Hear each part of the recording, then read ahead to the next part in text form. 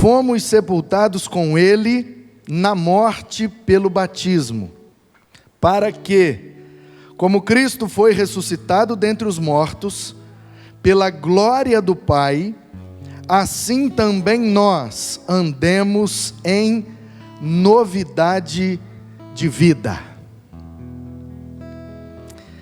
Acabamos de cantar que a gente quer viver algo novo. A série deste mês de abril está falando sobre a Bíblia como base do relacionamento, ou seja, as orientações bíblicas como orientações para os nossos relacionamentos. Já vimos que o amor é uma das bases, talvez a base central ou mais robusta para os nossos relacionamentos. Obrigado, Leandro. Já vimos que a alegria, a felicidade, também é uma das bases para um bom relacionamento. Já vimos que a amizade, a aliança, é uma das bases. Temos que fazer alianças e passar por cima de algumas coisas por causa da aliança que temos. E vimos no último domingo que a nova aliança, ou seja, a aliança que Cristo nos propõe com o seu corpo e o seu sangue sendo derramado, é a base do nosso relacionamento com Deus e se torna a base do nosso relacionamento em geral. Porque temos uma dinâmica de nos relacionar antes e temos outra dinâmica em nos relacionar depois que a nova aliança alcançou as nossas vidas. Eu não sei você, mas nos meus relacionamentos tem hora que me dá vontade de fazer algumas coisas, e aí eu penso, mas agora eu sou crente, né?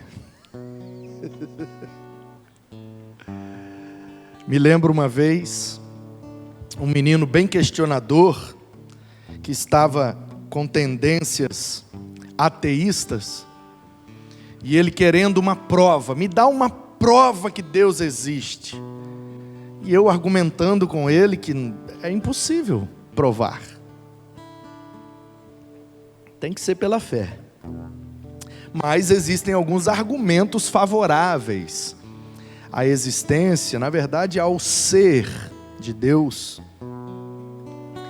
E eu argumentando os argumentos teleológicos, ontológicos, antropológicos e vários argumentos, e ele muito fechado para compreensão, e ele me disse assim, não, mas eu quero um argumento prático, na prática, como é que eu posso perceber na prática que Deus existe? Aí eu falei, o fato de você ainda estar com todos os dentes na boca.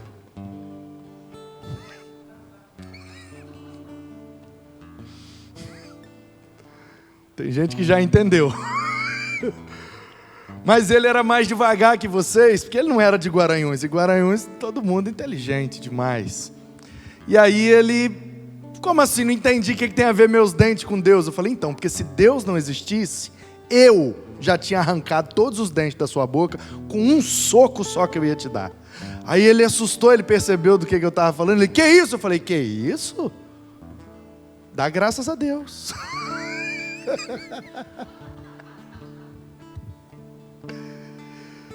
Me lembro também uma vez que fui pregar lá em Tombos, na cidade onde eu fui criado,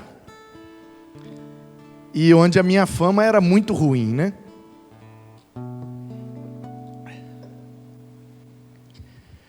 E aí, era aniversário de 100 anos, se eu não me engano, da PIB de Tombos. Fizeram alguns cartazes, colaram nos postes pela cidade. Cidadezinha pequena. E eu peguei o Buiú, falecido Buiú, amigo de infância, e Fabrício, o nome dele. E ele estava, tadinho, já num estado avançado de cirrose e outras doenças hepáticas. E bebia muito, muito, muito, muito. E toda vez que eu vou em Tombos, eu vou lá na casa dos meus amigos de infância. Faço questão de reencontrá-los, bater um papo. E é bom que eles me relembram quem eu era. E isso é importante para eu glorificar a Deus pelo que consigo ser hoje, pela graça. E aí eu me lembro que eu peguei o Buiú e falei: ei, Buiú, o que você quer comer? Ele falou: quero comer uma batata frita. E aí botei ele no carro, falei: vamos lá na rua, né? No interior, quando você vai no centro, vai na rua. Comer uma batata lá da rua, aí levei ele, barato, muito barato as coisas lá. E aí me dá uma porção. Quando o rapaz falou o preço, eu falei: me dá logo 2. E aí pedi a porção, sentei com ele, batendo papo, aí um passa, o outro passa, Manu, aí um relembra, o outro reencontra e tal. Aí eu voltei lá, a batata estava demorando, eu voltei. E talvez o que você não saiba, quando eu tinha 10 anos, eu era bem pequeno, bem magrinho, bem franzino mesmo, assim. Eu tinha, assim, o corpo do B hoje. Com 10, 11 anos, eu era tipo B, assim. Tamanho, corpo, bem magrinho mesmo. Eu cresci depois dos 16, né? E engordei depois dos 22. Aí, gente, quando eu tinha 10 anos num carnaval, o Edu, eu estava aqui pensando se eu falava ou não falava o nome dele, mas vou falar. O Edu Carcereiro, a história é conhecida por todo mundo lá na cidade. O Edu Carcereiro, o cara que prendia cuidava dos presos. E ele era metido à polícia, mas ele era carcereiro, que hoje é agente penitenciário e virou polícia penal, né, Raquel? E tinha 2, 3 presos lá em Tombos, e os caras ficavam na calçada fazendo balaio de bambu para vender, e ia na padaria buscar cigarro pro delegado, era, né, coisa assim meio. E aí, Edu estava lá na Beira Rio, em pleno carnaval, por volta de umas 10 horas da noite, fazendo umas bobiças com a dona lá. E eu tinha ficado numa festa, a gente foi para um churrasco na hora do almoço, carnaval. E voltei para casa, eram umas 7, 8 horas, assim, o dia anoiteceu, vamos embora. Aí aquela coisa, vamos para casa se arrumar para depois ir para a rua, carnaval. E lá o carnaval pegava fogo mesmo. Era um carnaval da região, então ia muita gente, o negócio fervia. E aí combinei com o João Paulo, um amigo que morava na Beira Rio. Vou em casa, vou tomar um banho, passo lá na sua casa pra gente ir pra rua. Fui em casa, tomei um banho, tal, comi alguma coisa. Tomei um banho, tava meio coisa ainda, aí vamos embora. Aí peguei, virei a esquina assim pra ir pra Beira Rio. E vinha um monte de meninos assim, subindo, correndo. E o líder era o Zé Leno, que é o José Heleno, que é o Zé Leno, que hoje é seminarista, terminou o seminário lá da PIB de Carangola. Ele foi seminarista da PIB de Tombos, agora está na PIB de Carangola, é bacharel em teologia e tal. Acho que professor de EBD, envolvido lá, o Zé Leno converteu também. E aí, o Zé Leno, com mais uma galera, veio subindo, correndo. E eles correndo, gritando e tal. Carnaval, zoeira, né? E eu continuei indo. Quando eu virei a esquina para pegar a Beira Rio, para ir para a casa do João Paulo, tinha a Emater, negócio de meio ambiente, né? Rapaz, o Edu Carcereiro com uma dona grande, forte, saiu de trás da Emater, rapaz, e pegou, eu tinha um cabelo grande, ele pegou meu cabelo. Então é você, seu miserável. O Edu me deu uma coça, igual bate em preso, bateu com gosto. E a dona fortuna estava na moda aqueles tamancos de madeira. A dona me pegou de tamancada que eu vou te falar, viu? Foi tenso. E aí o Edu pegou meu cabelo, eu tinha tido uma treta com um sobrinho dele, acho que ele estava querendo meio que vingar, mas estava com raiva de mim, todo mundo tinha raiva de mim. E aí ele falou, você vai dormir na cadeia para você aprender o que é. E já estava, né, carnaval e tal. Depois que eu fui saber e fui entender. Ele estava fazendo as bobiças com a dona lá e os meninos jogaram pedra nele. Viram que ele estava lá, jogaram pedra e ele e a dona lá se assustaram, ficaram com raiva com as pedradas e subiram para pegar os meninos. Quando eles subiram, os meninos correram e eu fui. Aí ele achou que foi eu que joguei as pedras. E aí ele foi me levando para a delegacia. Só que o caminho da delegacia passava obrigatoriamente na casa da minha avó. E aí meus 3 tios, né? Só armário, o mais fraco era mais forte que eu. Na época, assim, 3 armários tomando uísque desde cedo. Já tinham secado umas 3 garrafas de uísque. Na frente da casa da minha avó, vem o cara me trazendo pelos cabelos, e me socando, e me chutando, e me levando para ser preso. Aí o Dimas Cândido, mais velho, gritou, o Manu ali. Aí eu não lembro de muita coisa não, só lembro que os 3 vieram, um bateu daqui, o outro dali, o cara, resultado, virou bola, e chutaram e tal, e pegaram, e aí corre, aí fiquei atrás do poste assim, vendo, aí um outro tio meu, sai daqui, aí eu corri, escondi lá, resolveram lá com ele, morreu Maria. No dia seguinte, era quarta-feira de cinza, a gente foi para almoçar os restos mortais lá na casa da minha avó, eu, minha mãe de bicicleta. Minha mãe dá nome nas coisas, a bicicleta era uma bicicleta rosa que ela tinha, acho que era Cris Helena o nome daquela bicicleta, Cris Helena. Minha mãe dá nome nos troços. Minha mãe indo na frente assim com a bicicleta dela, eu com a minha bikezinha atrás, passamos na porta da delegacia, Edu estava sentado lá, minha mãe parou, olhou no olho dele e escarrou assim, puxou aquele catarro mesmo lá da alma e mandou pum, no rosto dele. Aí ele abaixou a cabeça, não falou nada, ela de novo, 3, e eu fiquei assim, meu Deus do céu, agora o cara vai matar a gente. O cara não falou nada, não fez nada. E aí minha mãe continuou pedalando, a gente foi para casa da minha avó. E eu guardei aquele rancor, aquela mágoa daquele cara. E por muito tempo, por muitos anos, depois eu fui para São Paulo, depois fomos para Volta Redonda, fui morar com meu pai um tempo, depois voltei a morar com a minha mãe, ela já estava em Volta Redonda. Comecei a ter acesso a algumas outras coisas e teve um determinado momento que eu comecei a maquinar. 14, 15 anos eu comecei a maquinar de como que eu ia matar o Edu. Eu falei, e tem que ser num carnaval, para a vingança ficar plena. Num carnaval eu vou para Tombos. E eu comecei a pensar como que eu ia arrumar a arma, como que eu ia fazer, como que eu ia despistar, como que eu ia esconder as provas, como é que eu ia... Planejei tudo para ir num carnaval em Tombos.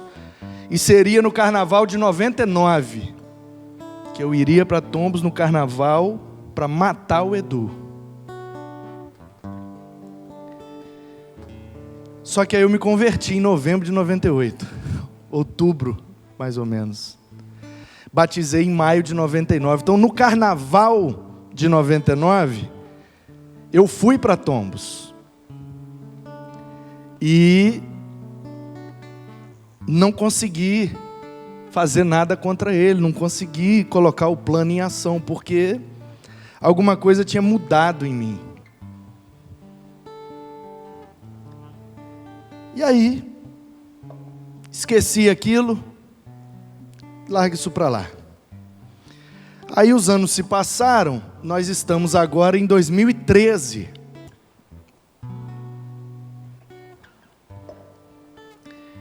Quatorze anos depois da minha conversão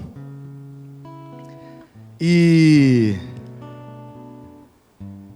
20 anos depois do acontecido. Aí eu tô com um buiú esperando chegar a batata frita. E no poste do lado da lanchonete, assim, que era do Furabucho, agora eu não sei de quem que é, lá no centro de Tombos, tinha um cartaz da igreja, com o aniversário da igreja, uma foto minha que eu seria o preletor. Aí eu cheguei lá na lanchonete para ver o que está acontecendo, que a batata está atrasando tanto. Na verdade, a primeira tinha ido e a segunda foi que demorou muito. Quando eu cheguei no balcão, eu falei, e aí, fulano e tal, a segunda batata ali, você anotou? Eram 2. Ah, não, tá saindo porque não sei o que, do óleo, não sei o que lá. Beleza, quando eu virei para voltar para a mesa, eu vi um senhorzinho. E ele tem 1,60 m no máximo. Bem magrinho, cabelinho ralinho, franzino, copo de cachaça na mão. E eu olhei, aí ele olhou e fez, aoba. Quando ele fez aquele oba, me cumprimentando, alguma coisa na arcada dentária dele me fez lembrar. E aí eu olhei para ele assim, e fiquei meio sem acreditar, e eu perguntei, você é o Edu, não é? Você não é o Edu, carcereiro? Aí ele falou, sou eu mesmo. E aí eu olhei, o Edu desse tamanho assim, magrinho. E aí ali eu concluí uma lição que eu sabia na teoria, mas na prática a gente custa aprender, né? Que é a grande lição de que o mundo dá a volta, né? Tanto para um lado quanto para o outro. Tanto para cima quanto para baixo. A gente tem que ficar ligeiro. E aí eu olhei no olho dele e falei, você sabe quem sou eu? E ele falou, não sei não. Eu falei, eu sou esse rapaz aqui da foto, ó. E aí mostrei o cartaz. Aí ele olhou para o cartaz, olhou para mim, olhou para o cartaz. Ah, você é pastor? Eu falei, eu sou o pastor que vou pregar amanhã lá na Igreja Batista. Você viu meu nome ali? Ele falou, não estou conseguindo ver direito. Eu falei, meu nome é Manu Mesabarba. Sobrinho do Mário, do Henrique. Tá lembrado? Aí eu senti que ele gelou, a alma dele saiu assim, ó. E ele ficou me olhando com um olhar assim, longe. E aí eu olhei para ele e falei, você tá lembrado de mim, né? Aí ele olhou e falou, ainda bem que você é pastor, né?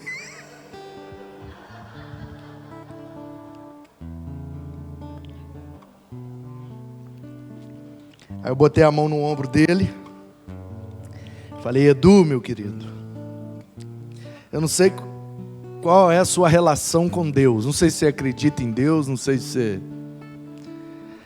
Agora, eu queria que você soubesse disso, que eu planejei por muitos anos matar você, por aquilo que você fez comigo. Covardia o que você fez, cara, um menino de 10 anos, magrinho igual eu era. Não, rapaz, eu estava bêbado, os meninos jogaram pedra, não sabia que não era você. Eu falei, não estou julgando a questão, estou dizendo o seguinte. Carnaval de 99 eu vinha para Tombos para matar você.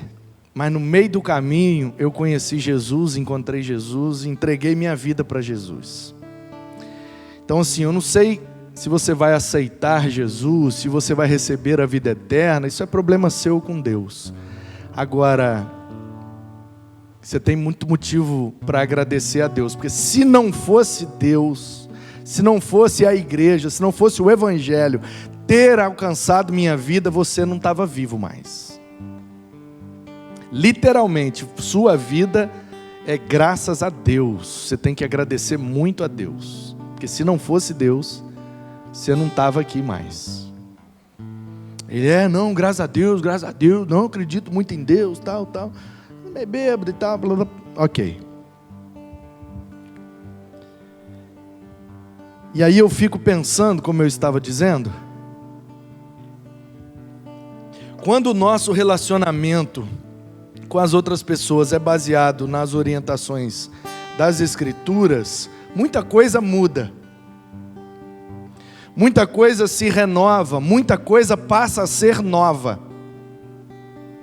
Então assim, uma pessoa que tem dificuldade de perdoar, quando vive debaixo do amor de Deus, da felicidade de Deus, da aliança e da nova aliança que tem com Deus, não consegue mais viver sem perdoar, porque pelo poder do Espírito, consegue exercer o fruto do Espírito e consegue liberar perdão ou pedir perdão. Só por Deus. Tem coisas na vida da gente que é só Deus mesmo que é capaz de fazer. E o que o apóstolo Paulo está dizendo para a igreja de Roma é exatamente isso. Quando nós temos uma experiência real com Cristo, nós morremos. Fomos sepultados com Ele na morte pelo batismo. Então Paulo está usando a figura do batismo, da mesma forma que a gente é afundado ali naquela água, a gente é sepultado, a gente é morto, é como se a gente estivesse sendo ali enterrado. Morreu. Morreu para o quê? Para o que era velho, para o que era antigo, para o que era pecaminoso. Morreu para a maneira como vivia e como se relacionava. Mas quando sai da água, é como Cristo saindo do sepulcro. E como Cristo foi ressuscitado, disse Paulo, pela glória do Pai, assim também nós. Aí qual é a lógica que a minha cabeça propõe? Bom, se eu fui morto, assim como Cristo morreu, Ele morreu para perdoar os meus pecados, então no batismo eu simbolizei a morte da minha vida pecaminosa, e eu ressuscitei, assim como Cristo ressuscitou, então eu ressuscitei, para quê? E aí a minha lógica é, para viver eternamente. Aí ele fala, não, para viver ou para andar em novidade de vida. O que é que Paulo quer dizer, meu Deus, com essa novidade de vida? Você, depois que passa pelo encontro verdadeiro com Cristo e passa a ter as Escrituras como GPS da sua vida, necessariamente as coisas precisam ser novas. É isso que Paulo está dizendo. A evidência que o cristão tem de que ele é nascido de novo, a evidência que um discípulo de Cristo tem, que ele passou por uma experiência real com Cristo, é que ele anda, ou seja, seu estilo de vida é de novidade. Novidade na vida de quem nasceu de novo para ter vida com Deus. Novidade. E aí, ouvindo os meninos cantarem, né? Eu quero viver algo novo. Faz meu coração arder de novo. É exatamente esse o desejo de quem vive com Deus, para Deus, por Deus. Quer viver algo novo, quer viver com novidade. E aí eu fico pensando, será então que não seria a novidade de vida, não novidade de morte? Será então que a novidade não é uma das bases para o relacionamento? Porque se a gente nasce de novo para viver em novidade de vida, então todas as nossas relações serão pautadas por essa novidade. Ou seja, aquilo que eu faria, eu não vou fazer, eu vou fazer algo novo. Aquilo que eu pensaria, então eu vou pensar algo novo. Aquilo que antes de ter sido morto para a minha vida pecaminosa, é da minha natureza, é da minha carne fazer, então quando eu vivo na perspectiva da nova aliança, eu vivo em novidade de vida. Quando eu vivo na perspectiva de ter a Bíblia como direção, então eu quero algo novo, porque as coisas velhas passaram. Passaram. E tudo precisa se fazer novo. Então eu posso sim entender que a novidade de vida é uma das bases para um relacionamento saudável. E aí a grande pergunta é: o que é que nós estamos vivendo que tem demonstrado as novidades de Deus em nós e para nós? Então, nos meus relacionamentos fraternais, ou seja, nas minhas amizades, no meu relacionamento com as outras pessoas, que se fazem a partir desse relacionamento, meus amigos, qual é a novidade? Porque às vezes a gente se acostuma com algumas coisas, a gente fica cômodo, fica acostumado a fazer sempre as mesmas coisas, e a gente acha que aquilo resolve, mas toda relação precisa ser alimentada pelas novidades. Então, o que é que eu posso fazer e viver de novo para alimentar e fazer com que minhas relações sejam saudáveis? E aí é um exercício que nós precisamos fazer e que eu queria te convidar a fazer nessa noite. Pense aí nos seus relacionamentos, nos seus amigos. O que é de novo você pode fazer? O que de novo você pode propor? O que de novo você pode, nessa dinâmica, alimentar essa amizade? O que, gente? O que a gente pode fazer? Porque não tem como uma amizade se manter se não tiver novidade, se a gente ficar sempre na mesma. Nos nossos relacionamentos conjugais, por exemplo. Quem é casado, quem está casado, o que de novo que a gente pode fazer nesse relacionamento conjugal para que ele fique cada vez mais saudável? Novidade de vida, fazer algo novo, viver algo novo. E para quem não está casado? Para quem ainda vai casar, ou para quem já foi casado, seja de um lado sendo viúvo ou viúva, ou divorciado ou divorciada, o que de novo você pode pensar, viver, imaginar, propor? Porque eu acho difícil alguém que teve uma experiência ruim no relacionamento se abrir para um relacionamento e desejar que ele seja do mesmo jeito.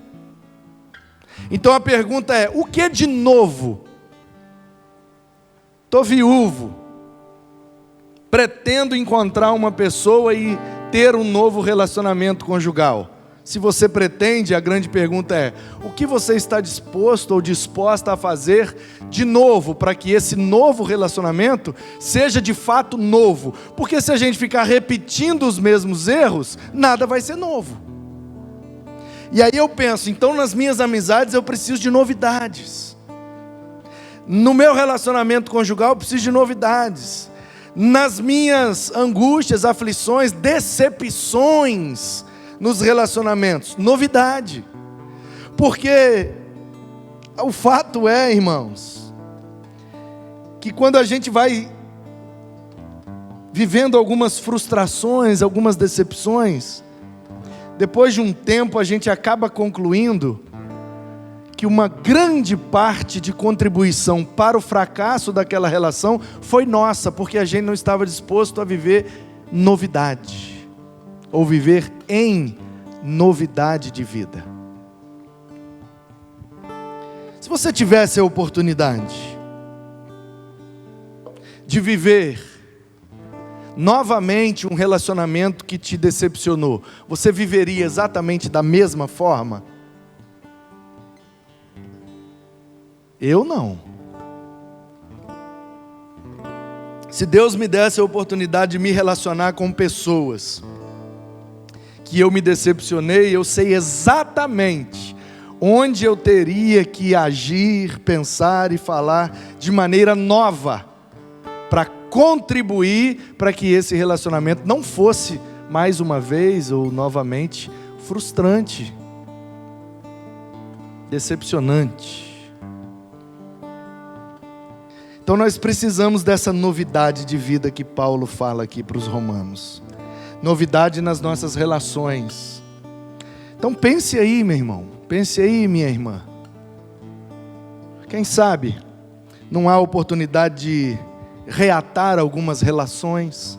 Quem sabe não há oportunidade de reacender algumas chamas que foram apagadas. Quem sabe não há oportunidade de reviver algo novo, viver algo novo, novidade nas nossas relações. O que é que a gente poderia fazer, o que é que a gente poderia decidir que fosse novo para tornar nossas relações novas? Então eu e você precisamos viver em novidade de vida. Que nossos erros sejam novos.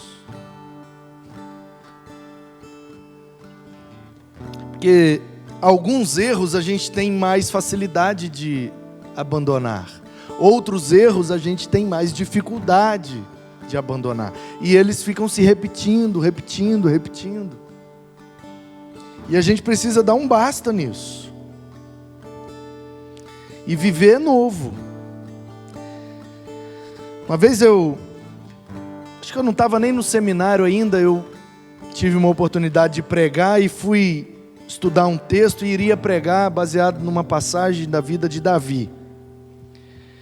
E eu fiz um questionamento quando eu me dei conta e aí num determinado ponto daquela mensagem que eu estava preparando, eu queria fazer uma comparação de Davi com Saul. Porque Davi foi assim, tal, e Saul. E aí na minha cabeça, no meu ideológico, né? Porque quando a gente vai para o que está escrito, é que a gente de fato chega na verdade absoluta. Mas às vezes a gente tem verdades assim que a gente acha que é, né? Mas não está escrito, então. E aí na minha cabeça, assim, o Davi era o herói, era o cara, era o crente, o homem segundo o coração de Deus. E Saul, um rebelde, desviado, desobediente. Aí eu fui para o texto, fui ler a vida de Saul e fui ler a vida de Davi. O que é que eu descobri? Que Davi era muito pior que Saul. Saul não pegou a mulher de ninguém, Saul não mandou matar ninguém do exército dele. Saul só desobedeceu a ordem de Deus. Você vai ter a vitória daquele povo, não pega nada deles, larga tudo lá. Aí o Saul falou: poxa vida, mas com tanta coisa valorosa aqui, a gente precisando de um investimento lá no exército, vamos levar essas coisas assim? A gente teve a vitória, não é possível que Deus vai amaldiçoar a gente por causa disso. Pegou os despojos e levou. Aí o Samuel chega lá: rapaz, você trouxe as coisas que Deus falou para não trazer? Eu trouxe. Você precisa se arrepender, devolver esses troços. Não vou arrepender, nem vou devolver. O Espírito do Senhor se retirou dele. E aí ele começou com aquelas papagaiadas, aquelas presepadas todas que ele fez. Até que o reinado saiu das mãos dele e foi parar nas mãos de Davi. E aí o que é que eu me dei conta? Que na lista de pecados consumados, Saul tinha um, pegou o despojo que não podia. E Davi tinha um monte. Problema com filho, problema com não sei quem, pegou a mulher do cara, mandou matar o cara, e problema com um profeta, problema com um ancião, problema com todo mundo. Davi fez coisas fatídicas, muito mais coisas e coisas muito piores que a de Saul. Afinal de contas, moralmente falando, o que é pior? Pegar o resto da guerra ou pegar a mulher do cara e ainda mandar matar o cara. Moralmente falando, Davi é muito mais perverso, muito mais ímpio que Saul. E aí a grande pergunta que eu fiz naquele momento, sendo, mais leigo do que sou agora, eu falei, então por que esse cara é segundo o coração de Deus? Por que esse cara é o rei Davi? Por que a promessa do Messias, por que o Cristo é descendente desse cara e não desse aqui? Esse aqui pecou muito menos. E aí eu comecei a ler e não vinha resposta. Aí eu perguntei para um, perguntei para outro, perguntei para outro. Foi então que eu fui tomar um chá, porque em inglês não bebe café, né? Fui tomar um chá com Dona Beth Bacon. E Dona Beth falava, escrevia e lia hebraico, fluentemente. Uma das tradutoras da Bíblia NVI. Dona Beth pegou um comentário lá em alemão, abriu, leu e começou a me explicar, na perspectiva dela, qual era de fato a diferença dos dois. E aí Dona Beth disse assim: Manu,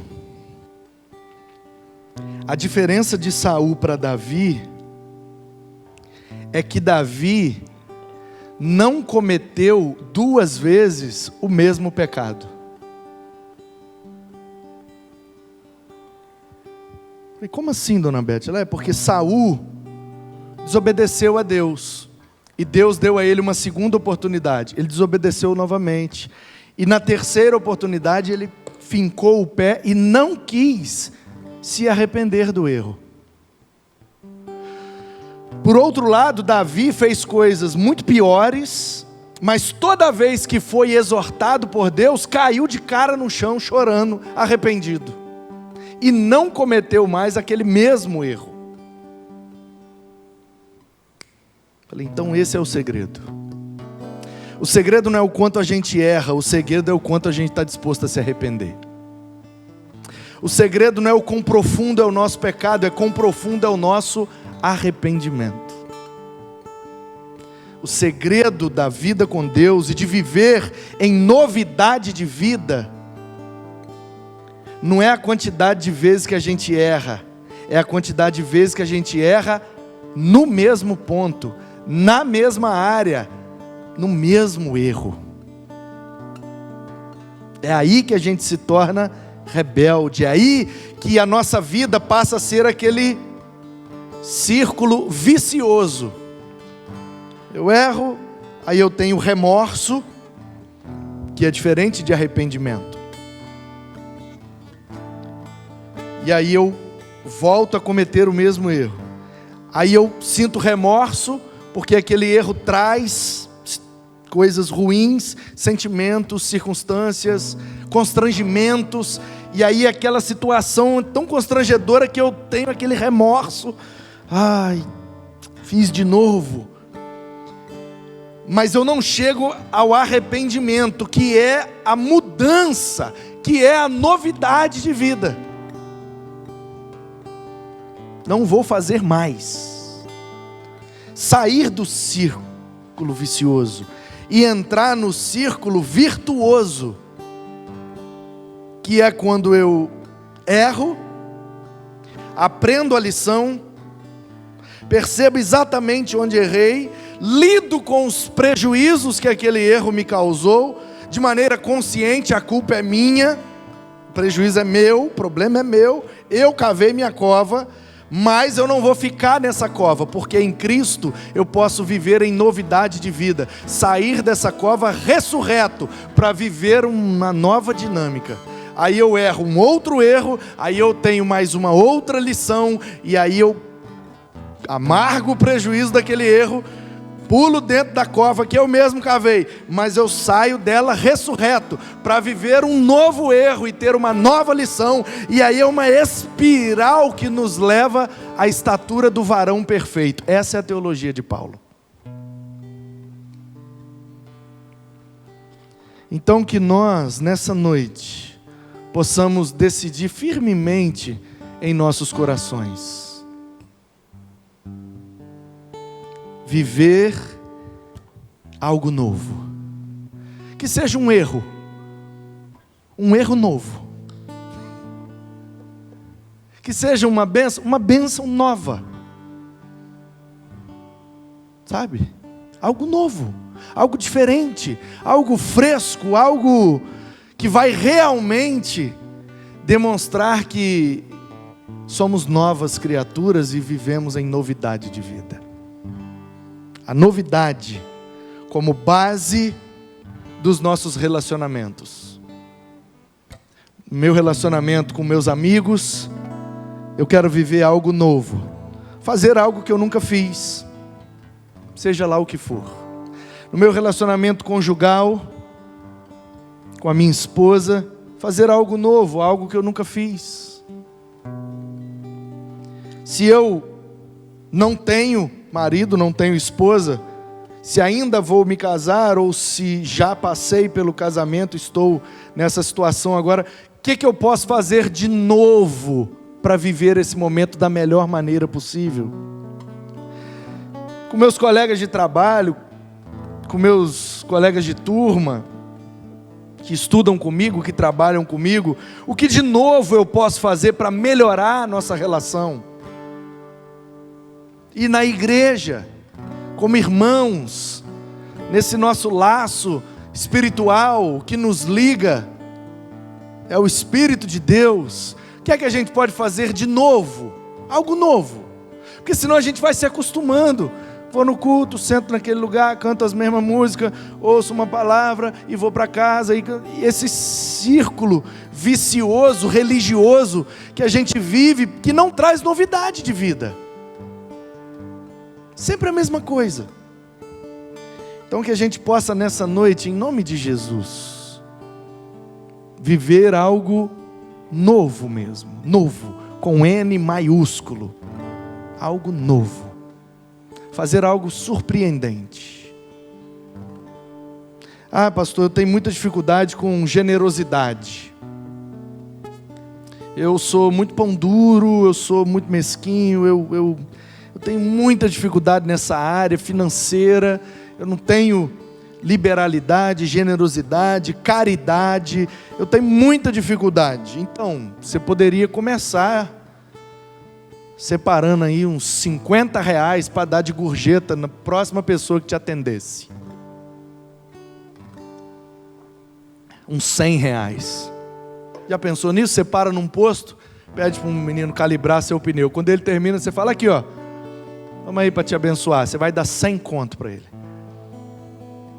Pastor, mas é muito dinheiro. Se você tem dificuldade nessa área, faça algo novo. Ai, pastor, tem dificuldade de fazer novidades. Essa semana eu estava atendendo um casal, atendi primeiro a moça, depois o rapaz. E no bate-papo o rapaz reconheceu: pastor, um dos erros que eu cometi é porque eu deixei a relação cair na mesmice. Eu tenho muita dificuldade de fazer as coisas, de ser romântico, carinhoso e tal. Eu falei: muito prazer, você é homem, né?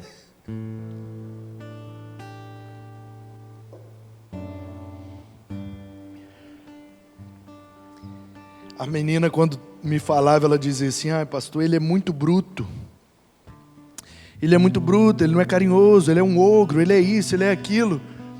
Aí quando ela terminou de falar, aí ela olhou para mim, eu falei: ele é homem, né? Ou seja, os homens têm algumas dificuldades e algumas limitações. As mulheres têm as dela também. E aí eu lembro que ele falou assim: não, pastor, mas essa semana eu vou fazer um negócio novo. Vou fazer isso, assim, assim, assim, porque eu sei que ela gosta, não sei o que, tal. Falei: já é um ótimo começo, parabéns. Faz, tira uma foto e me manda para eu ver. Esse final de semana deve chegar a foto aí. Para mim uma coisa simples, mas para ele algo extraordinário. Por quê? Porque é onde ele tem dificuldade. E aí a gente precisa então identificar qual é a área da nossa vida que nós temos dificuldade. Se aqui é a dificuldade, é aqui que eu vou fazer algo novo para mudar esse ciclo. sair desse círculo vicioso e entrar no círculo virtuoso, onde eu faço algo novo, o resultado é diferente, aquilo me anima a fazer algo novo e dá um resultado ainda melhor e me anima mais a fazer, e aí o círculo virtuoso vai retroalimentando-se e vai nos levando a viver algo novo com Deus e termos novas experiências. Viver em novidade de vida é algo que pode transformar os nossos relacionamentos. Esse é o desafio de Deus para nós hoje. Levar os efeitos da nossa ressurreição espiritual, a Bíblia chama de primeira ressurreição, quando a gente ressuscita espiritualmente pelo poder do Espírito. E aí depois a gente ressuscita fisicamente, obra da segunda vinda de Cristo, e aí a Bíblia chama essa de segunda ressurreição. Que a gente possa fazer com que os efeitos da primeira ressurreição, ou seja, eu nasci de novo, quais são os efeitos que esse novo nascimento vai causar na vida ao meu redor, como aquele menino me pedia, eu quero uma prova prática de que Deus existe. Então a prova prática para aquele menino é que os dentes ainda estavam na boca dele. A prova prática para o Edu carcereiro é que ele ainda está vivo. A grande pergunta é: qual é a prova prática que eu ressuscitei, que Deus existe e me faz viver em novidade de vida? Qual é a prova prática? E aí o Paulo está dizendo, é quando você começa a viver coisas novas, fazer coisas novas, obter resultados novos. É a novidade de vida que faz com que a evidência de Deus seja manifesta em nós e através de nós. Eu quero viver algo novo.